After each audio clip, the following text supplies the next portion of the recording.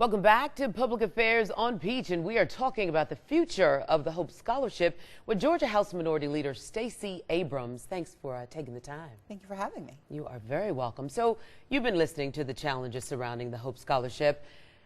What is your initial reaction to what you've been hearing? I'm sure some of it you've already heard before, and I know the legislature will weigh in and has weighed in on this. What do you say? I think it's important, first and foremost, that we know in 2016 about the challenges that will face the program in 2028.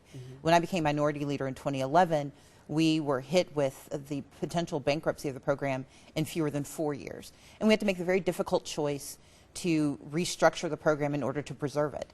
I think that the conversation that has started with this study is one that gives us at least a little more time to make thoughtful decisions about not only how do we preserve hope, but how do we structure hope for the next generation.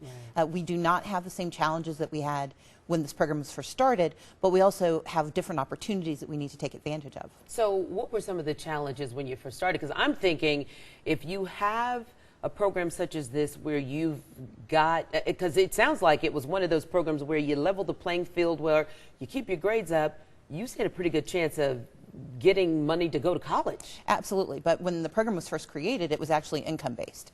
And so you only competed with other students in your income bracket. You had a cap. If your family made more than $100,000, you didn't qualify for the Hope Scholarship. We removed those caps and we shifted more and more towards a merit-based program, which is not illegitimate, but it does create a very different type of pressure. Sure. And Georgia faces a second problem, which is that we need to increase from about 28% to 32% of our students going to college and completing college. Right. That means that we can't simply focus on the best and the brightest. We have to focus on every single young Georgian who wants to finish college. And the challenge that this study reveals is that it's an economic need issue, that we have a gap in opportunity because some families simply can't make up the difference and they can't take on the debt. And so what we have to think about for the next 10 years is how do we create a Hope Scholarship program that reflects not only our need to keep the best and the brightest, but to make sure that every student in Georgia has the chance to go to college. That's exactly right, because then you run the risk of excluding. Absolutely. Right? So you have those that may be among the best and the brightest, but they just can't afford it. Right. Yeah.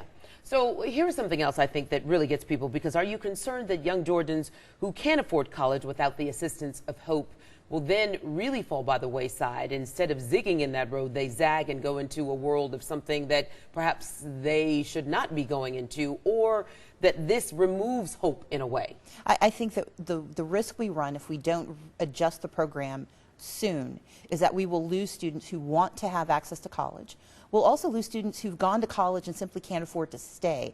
And I think the tragedy of having someone who's made it all the way in to college, and we have a lot of first-generation college students in the state, those kids who finally make it in only to find out they can't stay, that's a tragedy not only for their families, it's a tragedy for our state. It is. Our opportunity is to think about this study not as a damnation of the program, but as an opportunity for us to think about how do we readjust? How do we fill that gap funding? How do we talk about all of our students? How do we talk about that solid C student who's going to make a great employee and might actually end up running the company? That's absolutely right. Can lawmakers add money to Hope? We can. We can make all kinds of decisions. And the great thing about Hope has always been a very protean program, meaning that it's been adaptable to changing both philosophical and economic needs. Right. What we have to do now is adjust to the fact that we're a state of more than 10.5 million people with a very wide-ranging income brackets, but that we have a responsibility. One of the conversations we've had is adding to the Hope Scholarship through gaming. That's a possibility. But if we do so, we have to do it with a broader lens than simply trying to finance the best and the brightest. We have to think about how do we finance all of our young people. Well, and you talk about gaming too. You've got the Georgia Lottery, of course. This is what's funding Hope. But I think there could also be a push, or perhaps correct me if I'm wrong, I'm new to your state, to really stress how much of Georgia Lottery goes toward this kind of thing, that playing the lottery is way beyond you getting lucky and winning big pots of money, that you're also helping your community overall. I will say this. I appreciate the need to encourage folks to play the lottery. I am agnostic about trying to encourage that because there are concomitant social pathologies Absolutely. that happen when you play the lottery, when you can't afford it, that happen with gaming writ large. Sure. So we want to be very careful that we strike a balance, but to the extent that we have adults who are Healthy making playing the lottery. exactly, to the extent we have adults who are making smart choices Sure. that they can afford, they're investing in the future of the state. Gaming may be another path for doing so. And so from our vantage point as Democrats in the state, and I think with Republicans as well, there's an opportunity to talk.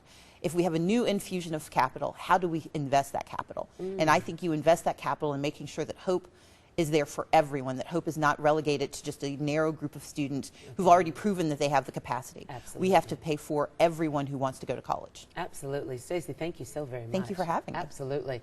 We will talk with an expert about other ways to pay for a college education when Public Affairs on Peach returns. It was very good. Very good.